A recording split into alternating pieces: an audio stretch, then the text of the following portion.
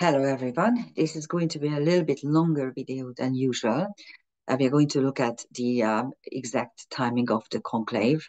And I'm sorry about my voice. It's very, very early here. Hopefully it's going to rain. It looks very dark and gloomy, which I'm really hoping because I have a large garden and watering it is a bit of a bother.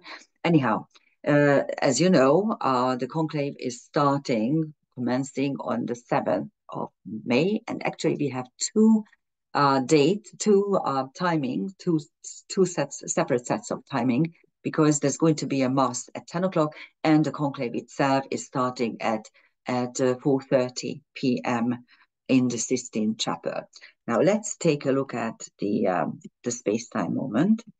And while we are doing this, I'm just letting you know that I'm not per se a Roman Catholic as the real thing is going, because yes, I was Christian, and more or less I received such an upbringing, but in later years I realized that I don't really want to be part of the church itself, the Roman Catholic Church, because I do go to masses sometimes, occasionally. I do listen to certain priests when I think that they are saying something important in their sermon. But other than that, I really think that the world was created by a goddess, because to deliver a child, you have to be female. Even though nowadays woke ideologies state that even you can deliver a child even if you are a man. But let's not go into that alley, because we don't really need to deal with sheer idiocy. Obviously, creation is feminine originally. So any religion that is stating that there's a masculine God, I accept it. It's your belief, fine. I always say that there's a world creating goddess, and there are era creating gods and goddesses. Zeus is one, Yahweh is another, Shiva is another, whatever. So, but anyhow, now we are going to elect. I mean, not we, but the Cardinals are going to elect a new supreme pontiff, and the official date of the election is on the 7th of May, and the ceremony of the conclaves are governed by St. John Paul II's Apostolic Constitution, which was published in 1996. Universi Domicile Gregis, this is how it is called, and then Pope Benedict XVI revised it in 207 and 213. So in the morning on the 7th of May, Cardinal Giovanni Battista Re, who is the dean of the College of Cardinals, he's over 80, so he cannot take part of the voting itself. He will preside over the votive mass pro eligendo Romano Pontifice, for the re-election of the Roman pontiff. This is the Latin. And it's going to take place in the St. Peter's Church, St. Peter's Basilica. Let's take a look at something important. Where is the sun at the moment? The sun is at the moment at one of the so-called liminal spaces. The Latin word limen means threshold. Now, let's take a look at what this means. I'm sure where you live, you have thresholds within your house or within your apartment. A threshold leads you from one place to another. I myself live in a very small attic apartment, a loft apartment in my mother's house. And I don't really have walls because it would be squashed too suffocatingly. So my living, dining, and kitchen area are one. Even though I don't really have thresholds per se, because the floor is the same.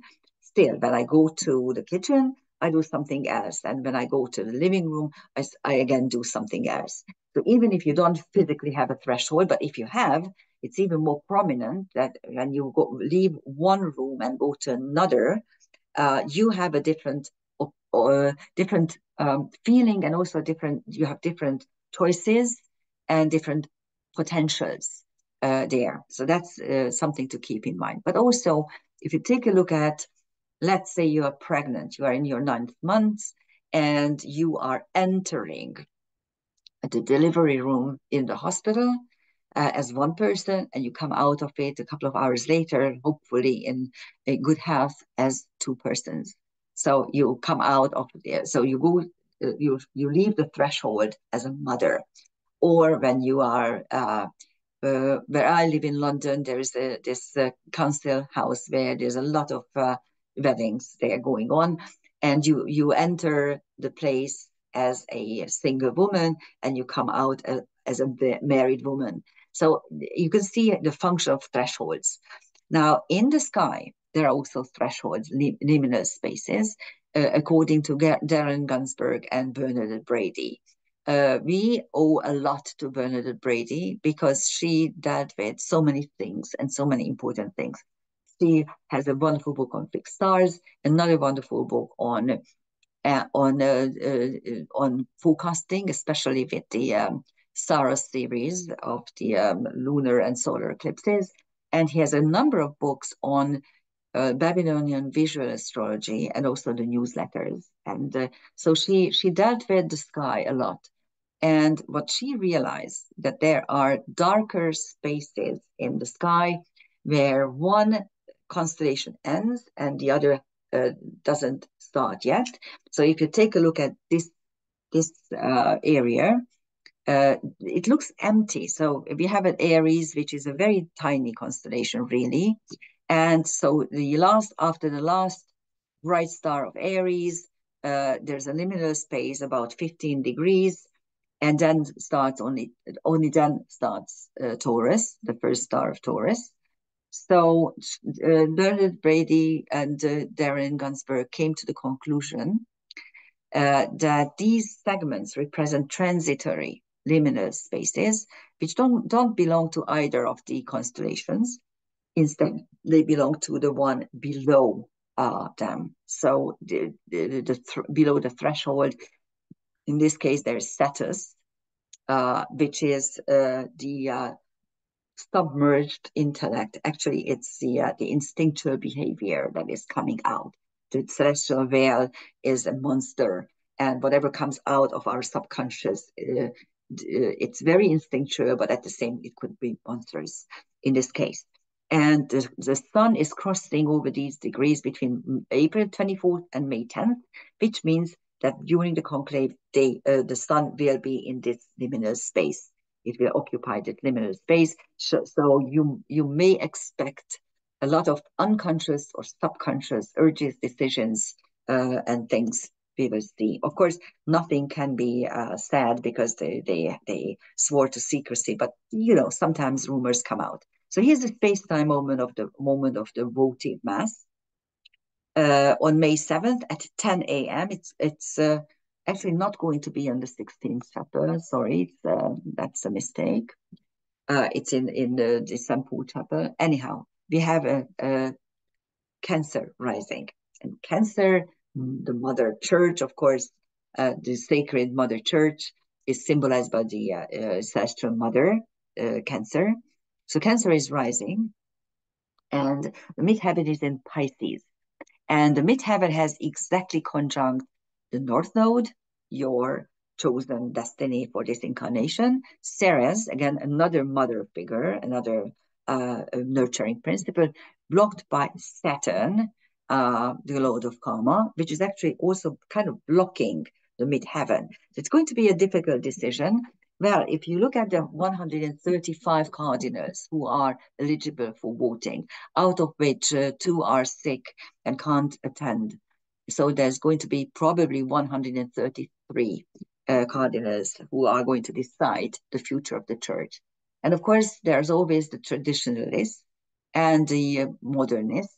And Francis was a modern pope. He was very liberal, quite too liberal for my taste, but it's none of my business, really. Be careful when your liberal friends love a pope, that should make you wary.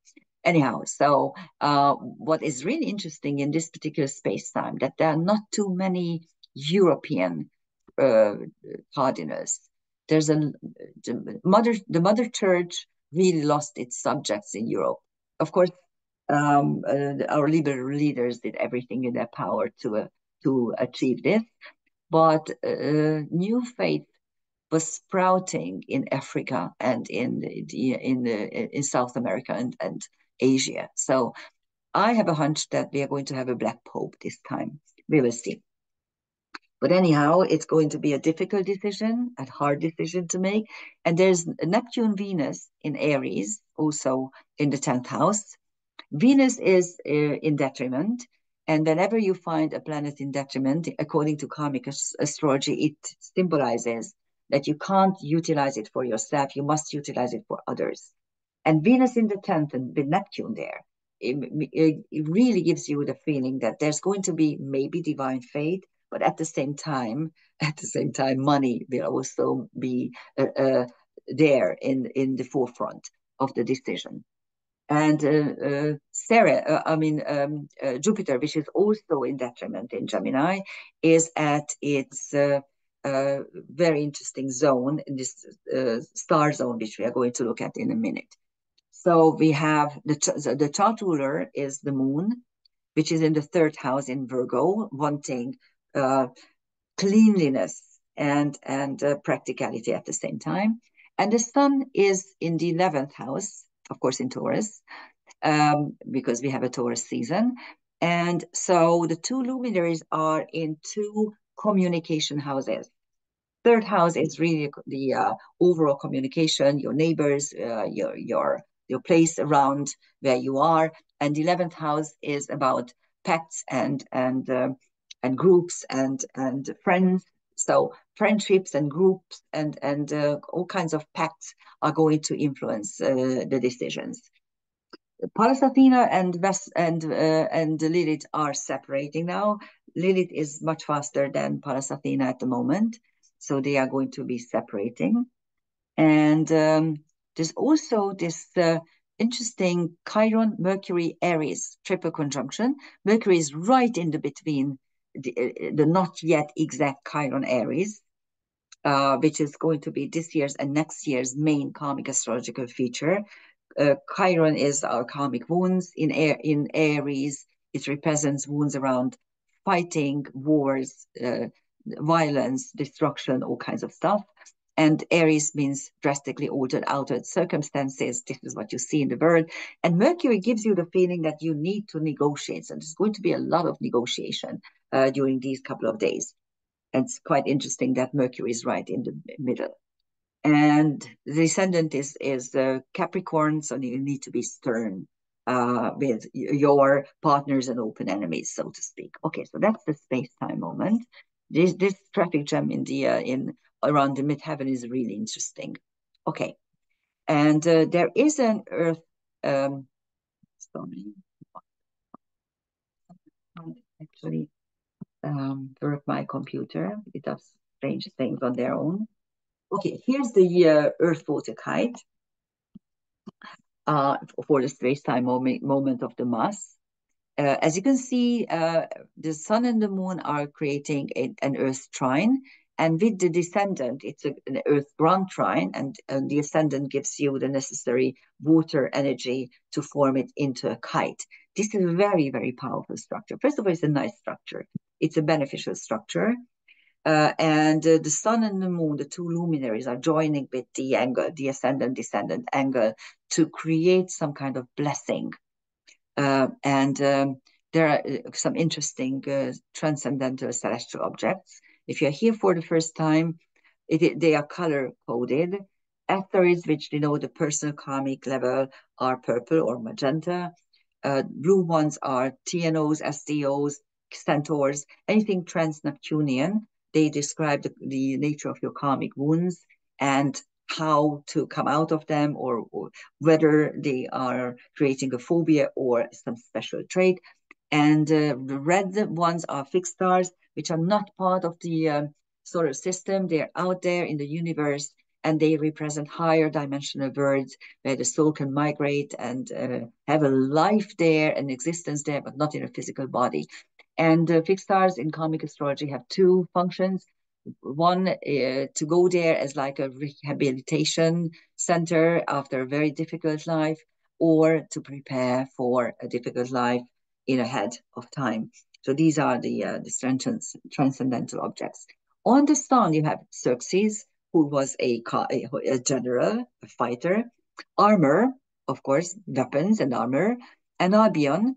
Albion is an Adam Cadman figure in William Blake's mythology, and he is cutting himself into four parts in order to create the four natures, the four aspects of mankind. So there's some kind of joining and redoing stuff. On the moon, you have Cloto, who is the first of the fates, creating the threads of your life so that we are creating something perfectly new. On the ascendant, you have Shiva with a W, who is the Slavonic love and fertility goddess, philosophy. Bianor, which is the centaur that is very proud of his achievements and wants to excel and shine. And Vasat, which is one of the fixed stars of Gemini. It's the elbow of the celestial twins, symbolizing a place where we learn to make decisions. Isn't that wonderful? As Teresa, my good friend, always says, you can't make this up. Anyhow, on the descendant, you have Rugbat, steadiness and strength. This is Alpha Sagittarius, and Thalia, which is one of the muses. So you could actually say that, yes, the reason why they are presenting the Mass at 10 o'clock and also throughout the whole process of the conclave, they are constantly praying for the Holy Spirit to give them guidance. And just any muse in karmic astrology symbolizes this divine guidance. But at the same time, Thalia is also the muse for theater. So that could be a theatrical performance as well. We will see. There's also a complex planetary picture around 25 to 27 degrees, which will be there in the afternoon as well, because these are made of celestial objects and the nodes. So they're not going anywhere just a couple of hours later.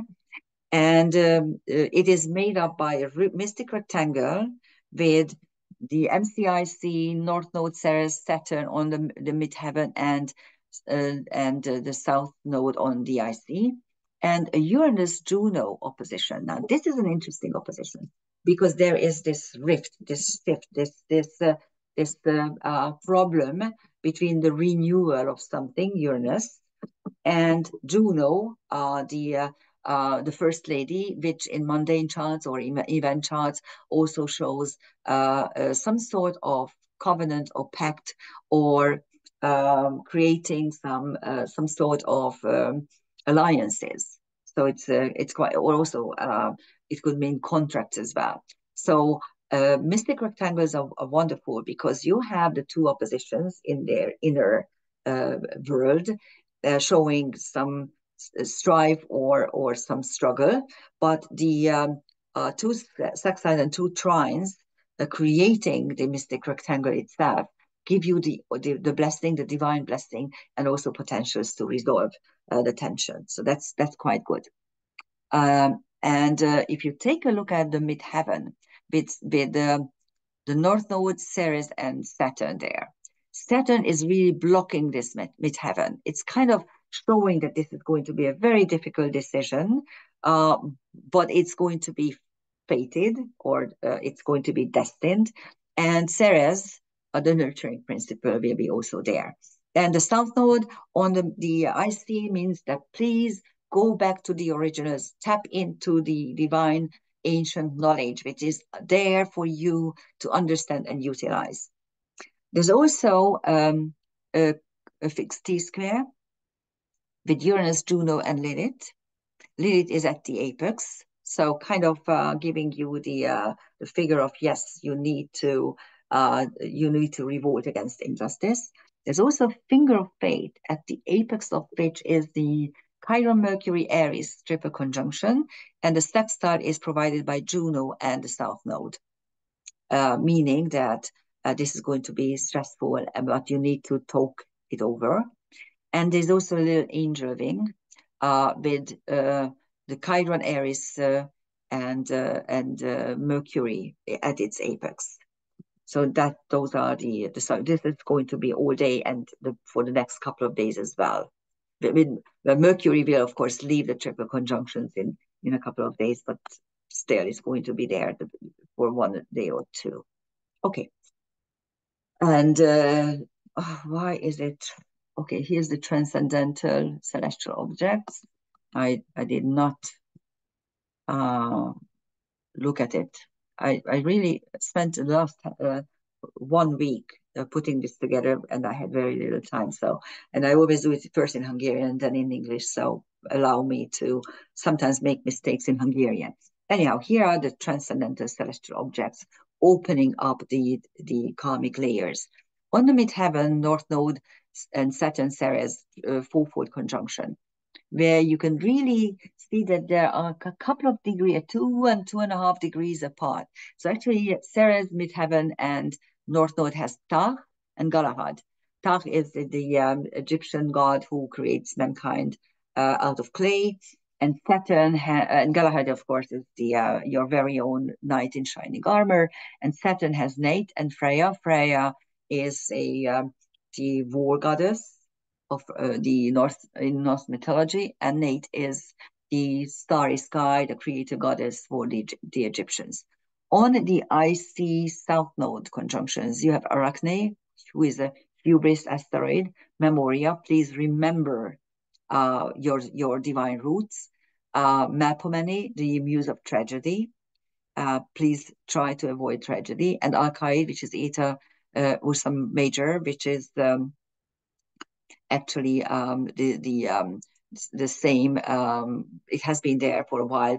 The whole Ursa Major and Minor, the big and little bear, are linked to the creator goddess energy. On Uranus, you have Hygeia, put things in order, create a divine and sacred space. Pythia, clairvoyance. Alicanto and Lempo are two TNOs. Lempo is used to be the creator god for the Finnish people, but in Christian times he became demonized. And Alicanto, I think I have a whole video on Alicanto. It's one of the recently named TNOs, ETNOs, extreme TNOs, with a very long orbital period. And Alicanto is a bird, a magical bird that has feathers of silver and gold, and it eats precious metal. And whenever it eats too much, it is unable to fly. And it simply, in karmic astrology, it simply describes greed, which if it becomes too big, your own function is impossible. So you are impossible to function properly if you have greed, too much greed in your psyche. And Argo is Beta Perseus, is one of the negative stars according to old school, but in karmic astrology, nothing is negative linked to fixed stars. Argo is simply a very strong feminine mystery school. On Chiron, Mercury, Aries, you have Grazia, grace. So there is divine grace in the space-time moment, and Plato, a philosopher. On Juno, you have Helena and Hestia. Helena was the trigger of the Trojan War, so there's going to be some kind of discrepancy war.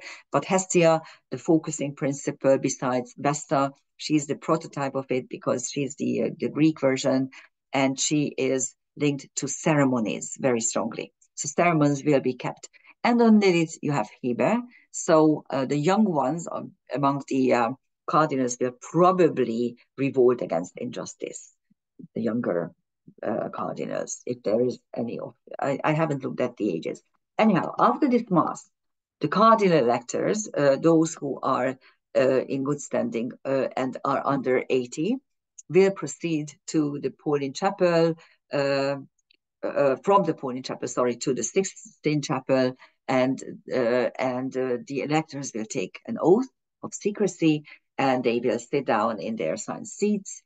And then Archbishop Diego Ravelli, master of papal liturgical celebrations, will declare extra omnes, which means literally everyone out, get out, and then we'll lock the door of the Sixtine Chapel. So the first voting session will commence right after that. And Matteo Bruni, who is the spokesperson for the Holy See, he declared that the the official language of the conclave is going to be Italian, and all the voting sessions have the same procedures. Electors write the name of their choice on their ballot paper. One by one, they present their paper ballots to the scrutineers, who are chosen by lot, by the way, among the college. Votes are read out and counted one by one, and then revisers, also chosen by lot, check the ballots and confirm the votes. That's what it is. For the valid election of the Roman pontiff, at least 2/3 of the votes are required. And since there are 135 cardinals who are under 80, but out of them, 2 are sick and couldn't come to the conclave. At least this is the latest news. So there will probably be 133 who are voting. And out of this, you need 2/3, which is 88 cardinals voting to the same directions. So this is the first voting at 1630 Sistine Chapel. And as you can see, we have a Libra rising.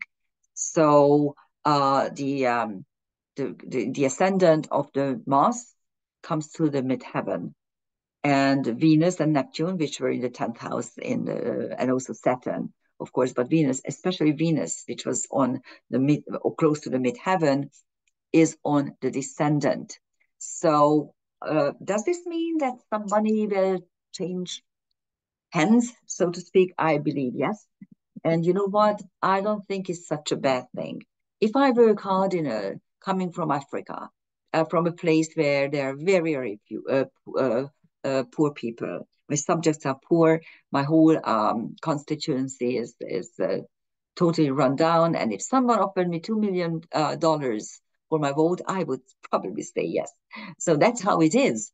And ever since the Medicis managed to secure the papal throne against our very own Hungarian nominee, because he had 10 times more money to bribe the cardinals, this is how it goes. So we can expect something very similar in this case as well. And okay, there is a complex planetary picture in this space-time moment. First of all, the angles and Venus are creating a cardinal T-square. This is the Grand Cross. Actually, not T-square, Grand Cross.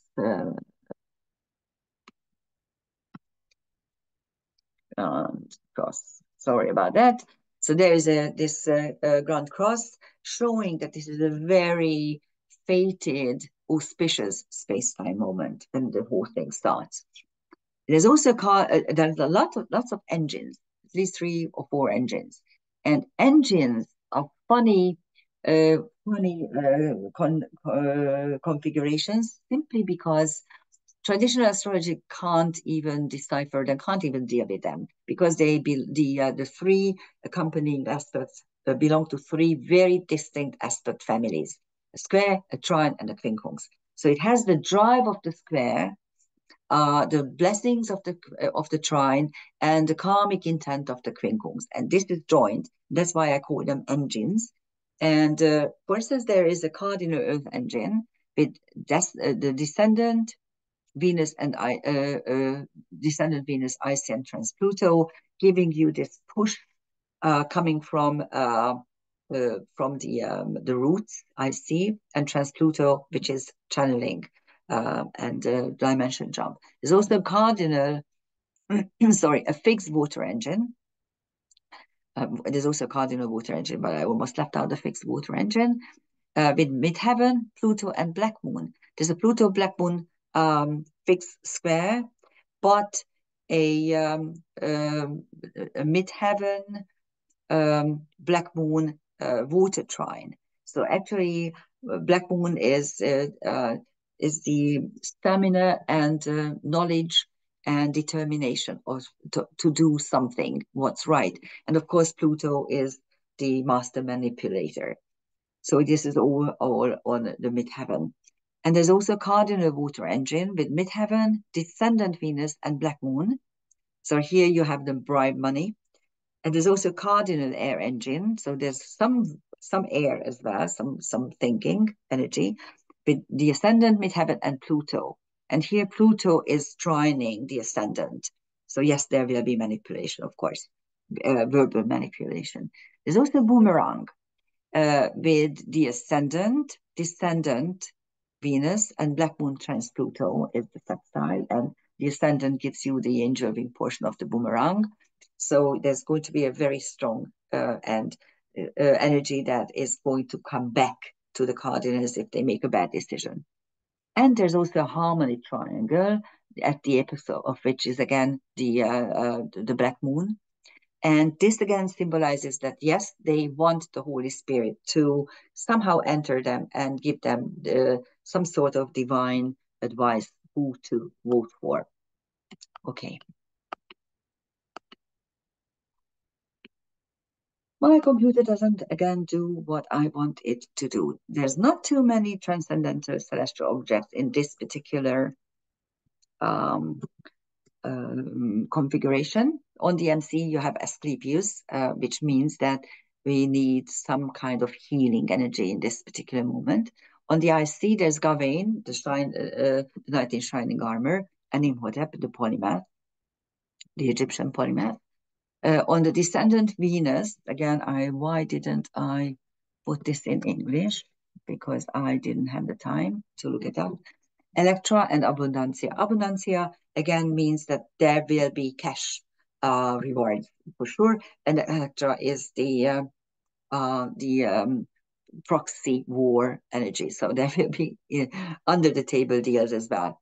On Pluto, there's Medea, who was a very strong feminine in Greek mythology. She is the greatest sorceress in Greek mythology. She is an exceptionally horrible person who is doing all kinds of revenge. This is on Pluto, so that's funny. On Trans Pluto, there's Themis. Themis is the divine order and divine law. Before Zeus. She represents divine law and order, something very similar to Maat in Egyptian mythology. That's on Trans Pluto. This is what they need to channel down from above in order to make a good decision. And on Black Moon, you have Hecate, who, by the way, was the mother of Medea, interestingly. So you have manipulation and all kinds of things. Now let's take a look at the two fate planets. Jupiter and Neptune, they both represent fate in different aspects. And Jupiter is in Gemini in its detriment. It goes there every 12 years, so it's quite important. So again, you need to serve outside yourself in order to manifest the benefits of Jupiter. And at the moment, Jupiter is at the degrees of what I call star zone. We are going to take a look at it in a minute. But also, Jupiter is conjunct Anahita. And Anahita, again, something you understand only in Hungarian, Anahita, which is the divine creator goddess. And in Hungarian, Anyahit means mother of faith, quite interestingly. On Neptune is in Aries, which is a militant fate aspect of it. It goes there every 165 years, so it's right at the second degree at the moment. 1 degree, 13, something like that, and it is conjunct Borasisi, one of the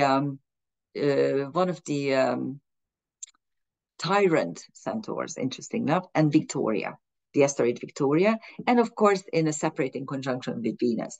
So those are the positions.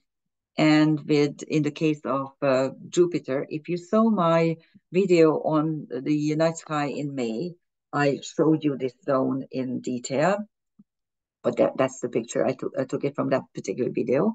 But at the moment, Jupiter is aligned with Capella, Alpha Auriga, movement and freedom, Elnat, Beta Taurus, which is the fighting spirit of Taurus. If you want equilibrium, if you want security and well-being, you need sometimes to fight. That is Elnat, which is the tip of the celestial bull's horn. Ensis, which is M42, the great Orion Nebula, which is actually the sword, euphemistically, the sword of the great celestial hunter, Mintaka, which is on the well, it's one of the belt stars, and it's on the celestial equator, presenting divine order and balance. In fact, which you won't be able to see from the northern hemisphere, Alpha Columba, which is the peace energy, the peace stuff.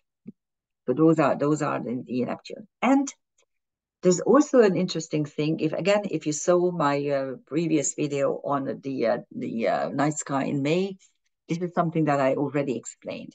And Mars is at a very prominent position at the celestial monger, between the two little donkeys, Zalus Borealis and Zalus Australis. And as I explained in my previous video, when the child Christ, Jesus, is born, it is usually put in a manger and put between an ox and a donkey. And there are all kinds of very stupid explanations why they are depicted like this. And this is what you see throughout the Middle Ages. This is always depicted in a manger with ox and donkey.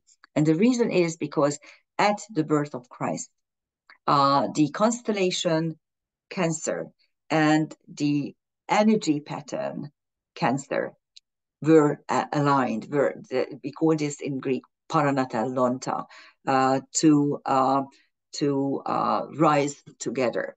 And so that's a space-time moment when everything is in order. But of course, why? Because the ox is Cancer in the Eastern zodiac, and the donkeys represent the two donkeys in the constellation, and the manger, which is called beehive in English, but in Hungarian it's called manger. So that is why you have those. And now Mars is there, so something will be born for sure, and we will check it out what exactly is going to be born during this conclave. Okay, so that's it. Let's make a wish that hopefully they are going to make a wise decision. And those who are Christian, Roman Christian Catholics, I wish you the best. Thank you for listening. Bye-bye.